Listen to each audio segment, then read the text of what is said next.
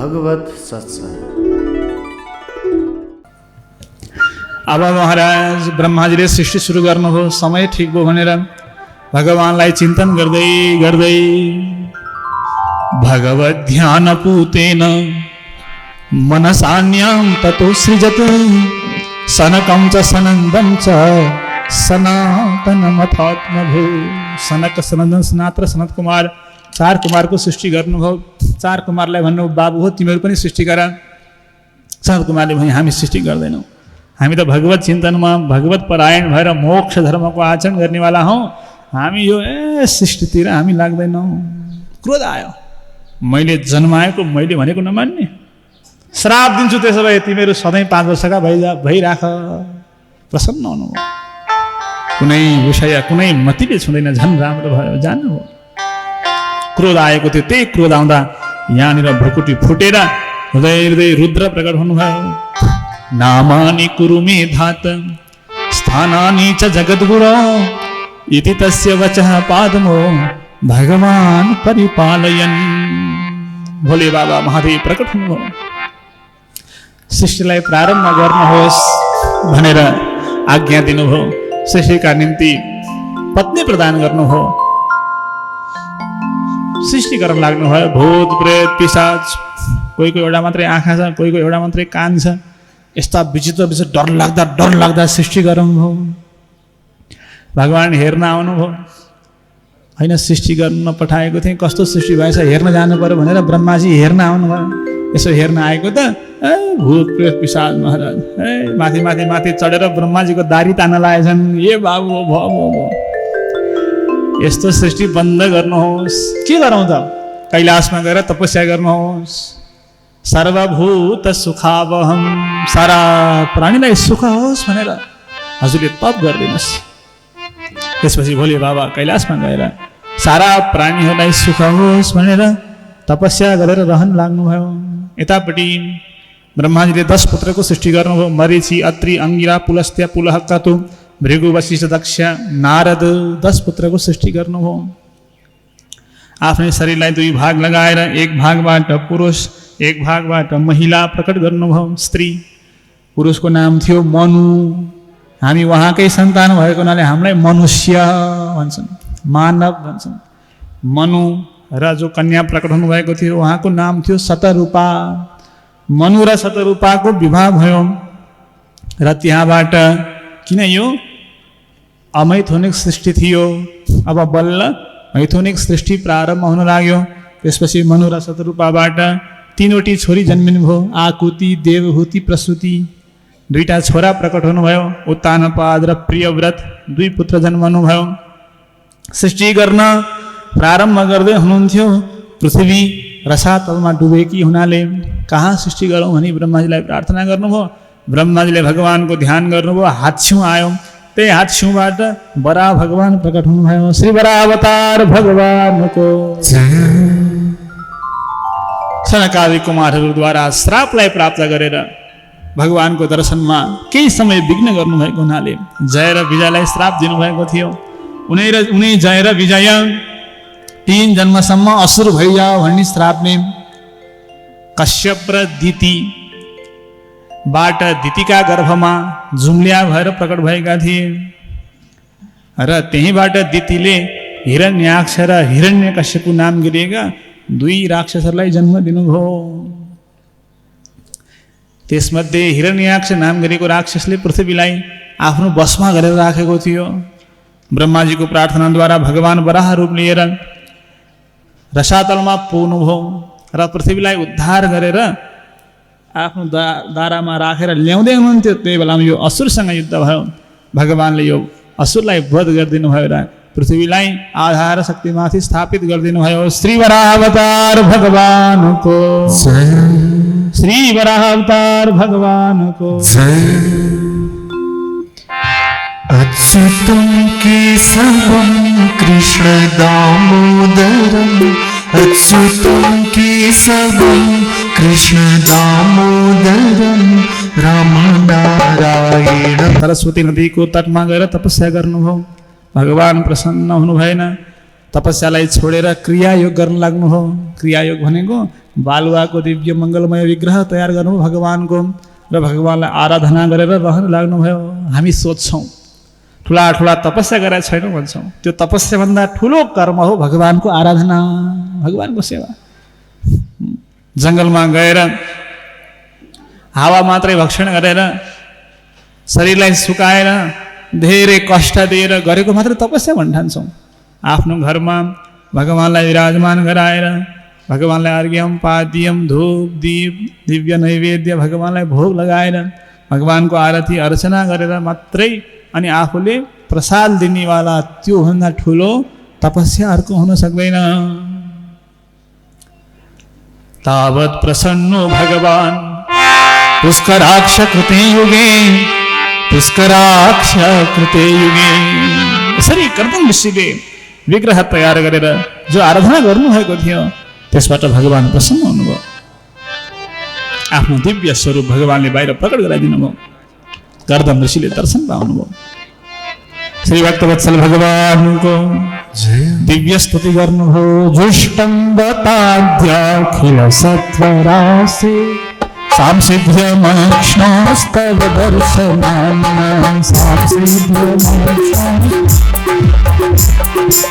यद्दर्शनं जन्मभिरीप्य सदिः दासासुप्रियो हे प्रभु, हे अखिल सत्वराशि, हजुरको दर्शन पाएर जीवन धन्य भयो। ठुला ठुला ठुल कठिन कठिन योगमा बस्नेहरू पनि हजुरको एक झलक चाहना गर्छन्। माययाते हतमेध सस्यतु तारारविन्दं भव सिन्धुलोकं तारारविन्दं भव सिन्धुलोकं तारारविन्दं भव सिन्धुलोकं। हे प्रभु, हजुरको चरण नै संसार सागरबाट पार गर्ने ढुङ्गा हो। त्यसलाई छोडेर हजुरको चरण संसारबाट पार गर्ने ढुङ्गा हो।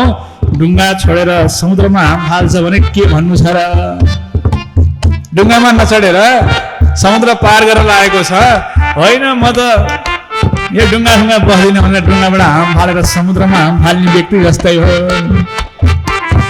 पादारविन्दं भव सिन्धुलोकं पादारविन्दं भव सिन्धुलोकं पादारविन्दं भव सिन्धुलोकं।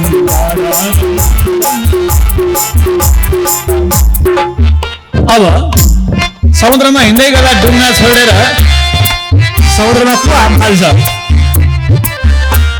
को हाम फाल्छ? कि त्यसले पिएको हुन्छ? म गइहाल्छु नि, के ढुङ्गा चाहिन्छ? यो समुद्रमा अहिले पार गरिदिन्छ नि त त्यसले। कसले? पिएकोले, होस नभएकोले ढुङ्गा चाहिँदैन भन्छ। यो त अहिले यसो दुईचोटि गऱ्यो भने म पुग्छु भाइ।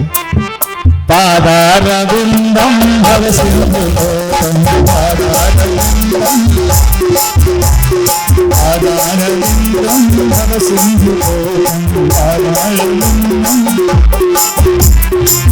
कस्तो व्यक्तिले जो पिएको छ त्यसले के गर्छ अरे? ढुङ्गा छोडेर हाम फाल्छ।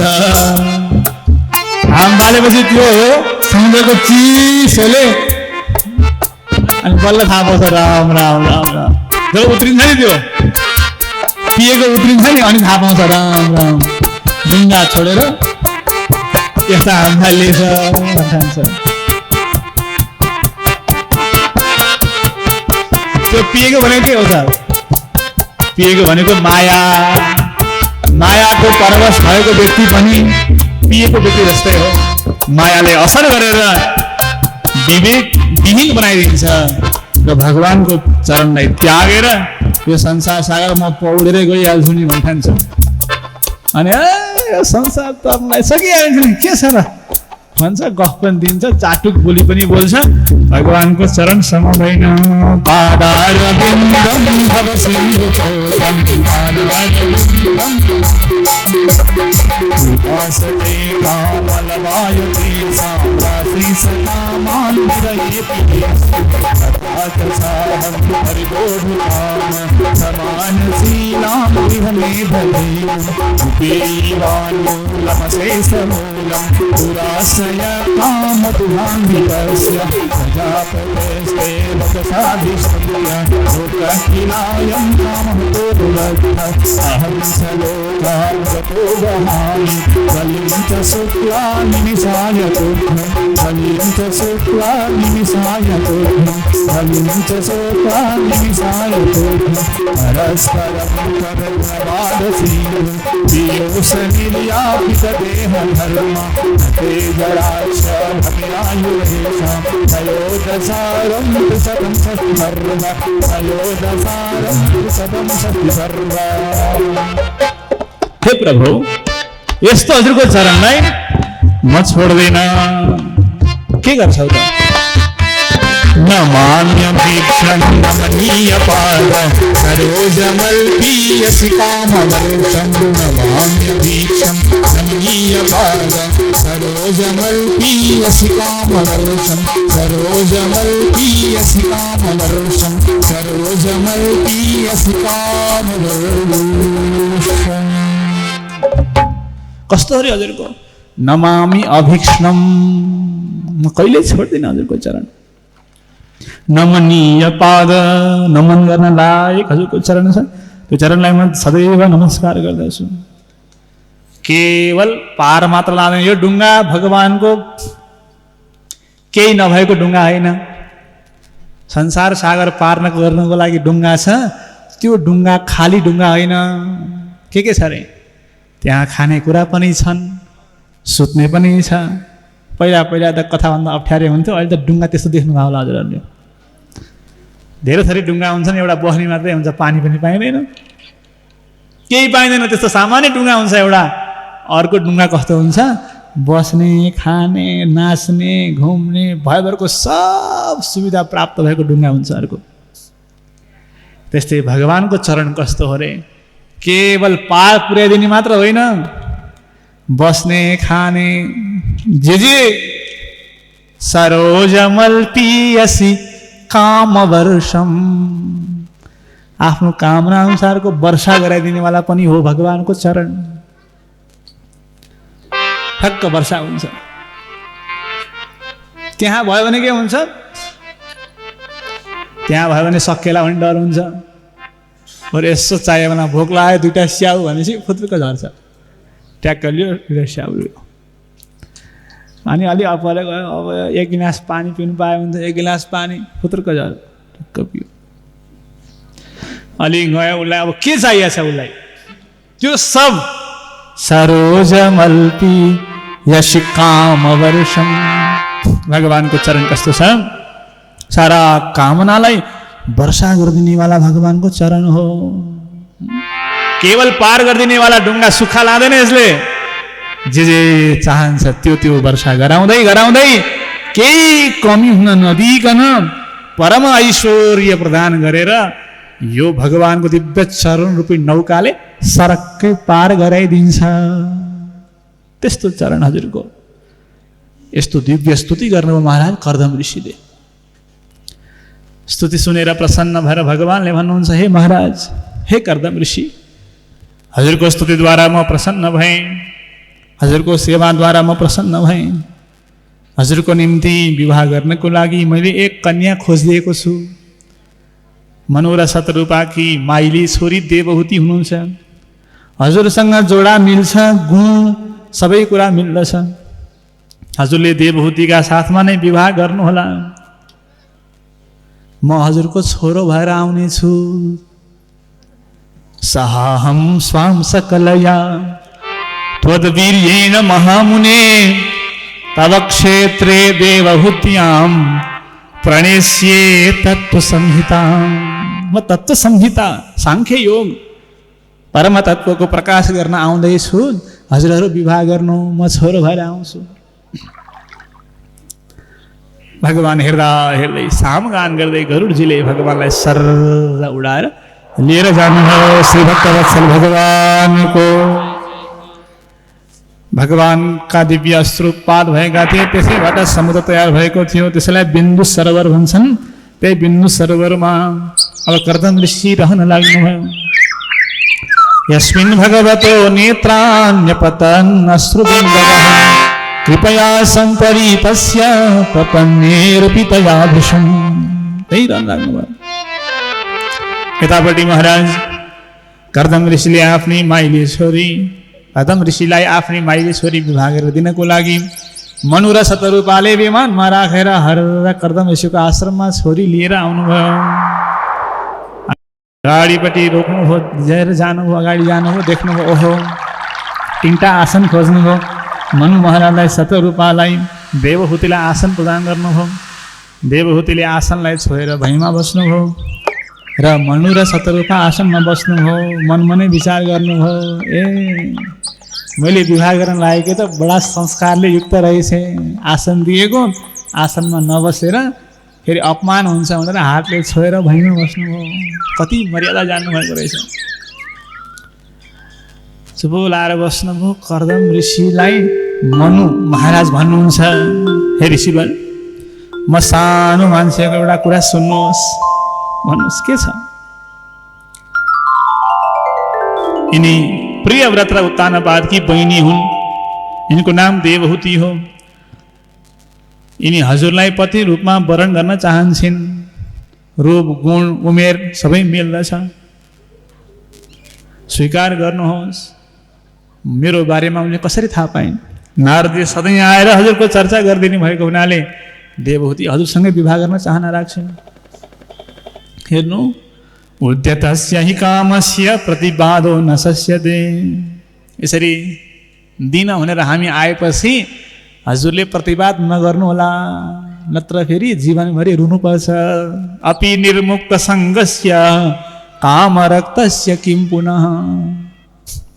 त्यो त ठिकै छ, म स्वीकार गर्छु, तर एउटा सन्तान भएपछि म जङ्गल जान्छु नि। फेरि एउटा पुत्र भएपछि म जङ्गल जान्छु, हुन्छ कि हुँदैन? हुन्छ हुन्छ बाडम। ल भन्यो, विवाह सम्पन्न भयो। यो सृष्टिको पहिलो विवाह थियो।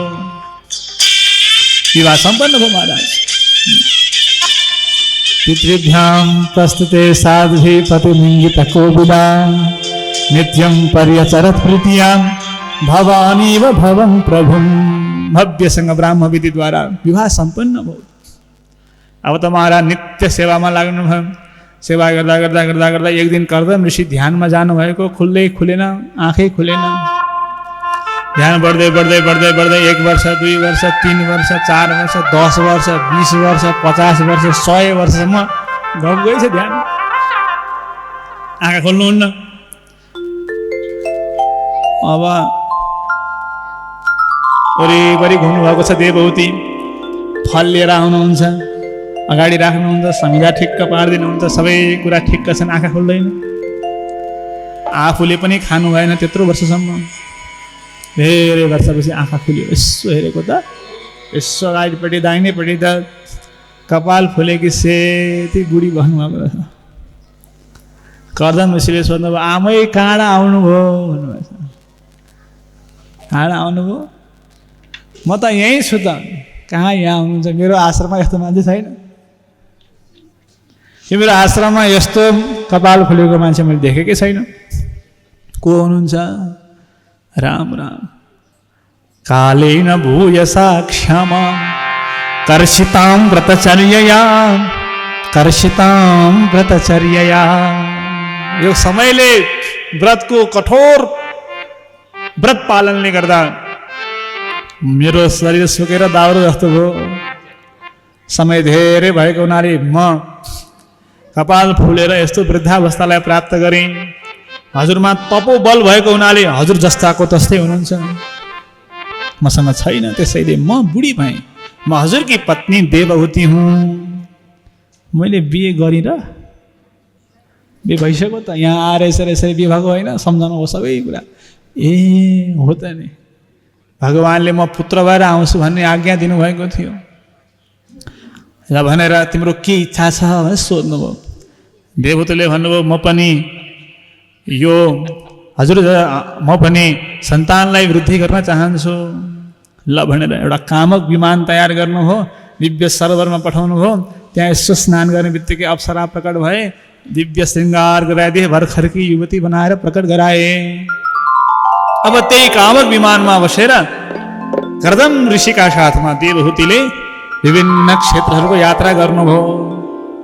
त्यो विमान कस्तो थियो? उडाउन नपर्ने, अब रोक्नु पर्यो भनेर रोक्न नपर्ने, मनले सङ्कल्प गरेपछि उड्थ्यो, जाउँ अब भनेपछि उड्थ्यो, अब रोकौँ भनेपछि रोकिन्थ्यो। जस्तो सङ्कल्प गर्यो महाराज त्यस्तै किसिमले विस्तारसँग उड्नेवाला यो विमान थियो।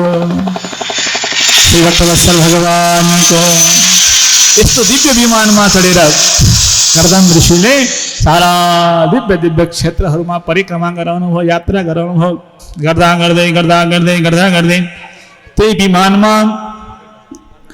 9वटी भान्टङ भुन्डुङले देखिन थालेछ। होइन, हामी यो विमान चलाउँदा 2 जना मात्रै थियौँ, तिमीहरू चाहिँ कहाँबाट आइपुग्यौ भनेर सोध्नु भएछ। हामी यहीँ जन्मेका भनेको, यहीँ जन्मेका। को हो त माता पिता? हाम्री आमा देवहूति, पिता कर्दम ऋषि। राम राम राम। विमानमा घुम्दा 9वटी छोरी पो भइसकेछन्। राम राम राम। भएन ल विमान रोक। हर लिएर गएर आश्रम अगाडि विमान रोकियो। बाहिर निस्किनु भयो, 9वटीलाई झार्नु भयो, देवहूतिलाई पनि ओह्राल्नु भयो। देवी म त एउटा भएपछि जङ्गल जाने भनेर विवाह गरेको, 9वटी भइसकेछन्, म त कहाँ भुलेछु देवी, म हिँड्छु अब। चरण समातिन् देवहूतिले। हे ऋषिवर, यी 9वटी छोरीहरूलाई विवाह गरिदिएर राम्रा वरको जिम्मा लगाएपछि अनि जानु होला, नभए त म एक्लै हुन्छु। यो विवाह सम्पन्न गरिदिनुहोस्। अब 9वटा वर खोज्न म कहाँ जाउँ भन्दै हुनुहुन्थ्यो। ब्रह्माजी प्रकट हुनुभयो। श्री भक्तवत्सल भगवानको नारदजी कता घुम्न जानुभएको थियो, 9वटा छोरा लिएर आउनु भएछ। ल कर्दम ऋषि, अब मेरा 9वटा छोरा, हजुरका 9वटी छोरी विवाह गरिदिउँ। आहा, भइहाल्छ नि। मरीचये कलाम प्रादात अनुसूयाम अथात्रये। अनुसूयाको विवाह अत्रि ऋषिसँग गर्नुभयो। मरीचीको विवाह कलासँग गर्नुभयो। श्रद्धा नाम गरेकी छोरीलाई अंगिरा नाम गरेका ऋषिका साथमा विवाह गर्नुभयो। पुलस्त्यलाई हविर भोग दिनुभयो। पुलहलाई गति नाम गरिएकी छोरी दिनुभयो। क्रतुलाई क्रिया नाम गरेकी छोरी दिनुभयो। भृगुलाई ख्याति नाम गरेकी छोरी विवाह गरेर दिनुभयो। वशिष्ठ ऋषिलाई अरुन्धती नाम गरेकी छोरी विवाह गरेर दिनुभयो। अथर्वण ऋषिलाई शान्ति नाम गरेकी कन्या विवाह गरेर दिनुभयो। 9वटी छोरीको विवाह एकैपटक ब्रह्माजीका 9 टुकेका साथमा विवाह सम्पन्न भयो। मङ्गलम भगवान विष्णु मङ्गलम गरुडध्वज मङ्गलम पुण्डरीकाक्ष मङ्गलाय तनो हरि। श्री भक्तवत्सल भगवानको विवाह सम्पन्न भयो। अब महाराज अब त जाउँ कि भनेको फेरि मनमा भाव आयो। होइन भगवानले म पुत्र भएर आउँछु भन्नुभएको छ भन्ने हृदयमा आयो र फेरि भगवत चिन्तनद्वारा देवहूतिका गर्भमा कर्दम ऋषिद्वारा साक्षात् भगवान नै प्रकट हुनुभयो। कपिल देवको रूपमा भगवान कर्दम र देवहूतिबाट प्रकट हुनुभयो। श्री कपिल देव भगवानको कपिलदेव भगवान प्रकट भइसकेपछि कर्दम ऋषिले अब मेरो केही कार्य छैन, मेरो सङ्कल्प पनि यही थियो, एक पुत्र भएपछि जङ्गल जान्छु भन्ने। अब म जङ्गल जान्छु भनेर इच्छा द्वेषले विहीन भएर सबैतिर समान दृष्टिले युक्त भएर सर्वम विष्णुमयम जगत यस्तो देखेर भगवत भक्ति युक्तेन प्राप्त भागवती गति, दिव्य भागवती गतिलाई कर्दम ऋषिले प्राप्त गर्नुभयो। उत्कृष्ट गति हो महाराज, यो दिव्य मोक्षलाई प्राप्त गर्नुभयो।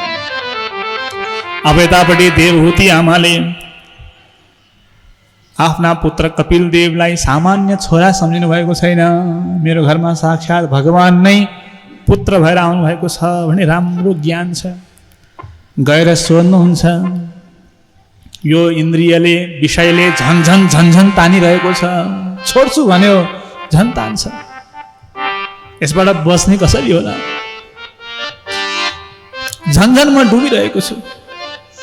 तन्त्वागताहं शरणं शरण्यं स्वभृत्य संसारतरो कुठारं जिज्ञासयाहं प्रकृते पुरुषस्य नमामि सद्धर्मविदां वरिष्ठं।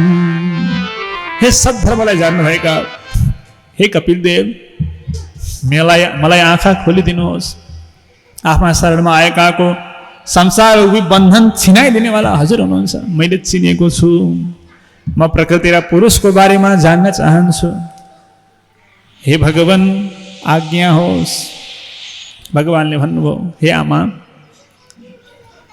इन्द्रियबाट बस्नको लागि सबभन्दा पहिले सत्सङ्ग गर्नुपर्छ। सत्सङ्ग नभइकन इन्द्रियलाई बसमा राख्न सकिँदैन। यस्तो तान्ने मान्छेको सङ्गत गर्यो भने त्यसले गरे देख्दै मलाई पनि ओहो म पनि गरौँ कि भने जस्तो हुन्छ। त्यसैको धेरै गरिरह्यो भने उसले सडक्क चुरोट निकालेर फर्र घुमाएर गर्दाखेरि अर्कोले पनि हेरिरहेको हुन्छ, ओहो त्यस्तो गर्न पाए त